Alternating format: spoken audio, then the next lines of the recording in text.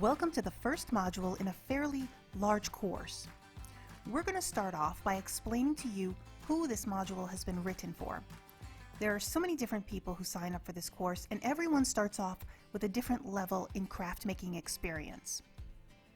Now, if you found yourself here, you may be a person who ranges in skill from someone who's never made soap at home before to a seasoned soap maker who grew up doing this with an older family member.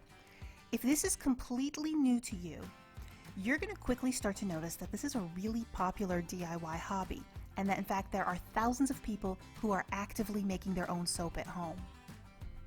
Now, despite the fact that your imagination might conjure something very simple and plain when you think of soap, it turns out that there are an infinite number of ways to creatively produce soap and bath cosmetics. And once you get started, you really never run out of ideas or recipes, whether it's colors to blended fragrances, even to additives like beer and yogurt. There's almost nothing that's skin-friendly that you cannot put into your soap. This very first module has been carefully crafted for someone who has never done this before. So let's pretend that you have no clue what soap is or how it's made. What we're going to do here is break down all of that information for you.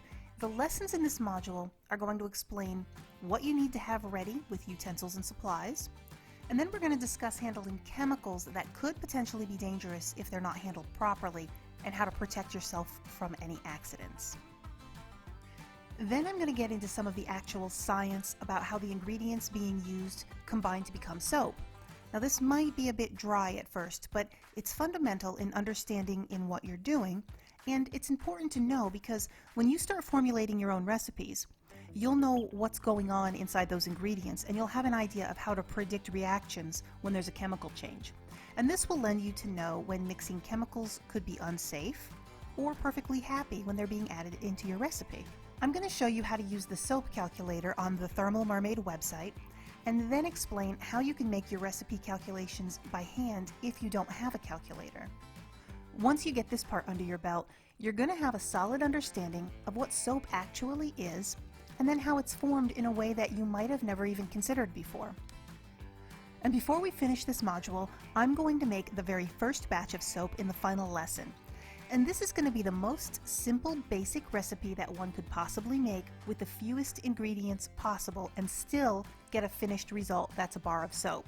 And this will give you a solid idea of what you have to have in your recipe and what's just an additive for creativity. Now, if you've never seen any of this information before, don't worry.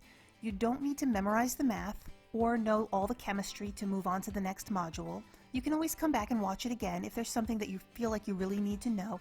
But the most important message in this whole module is understanding that you're working with a serious chemical in your kitchen that needs to be controlled, stored, managed in a safe method, and mostly don't forget that it must be respected.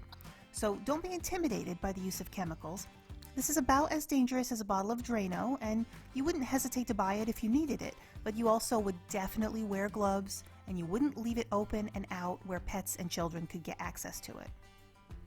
Now, if you do have a little bit of experience making soap, of course, you don't need to start off by practicing with this basic plain recipe, but I do recommend just giving the material a brief overview just to refresh your memory on the safety measures, and of course the first aid regarding chemical burns.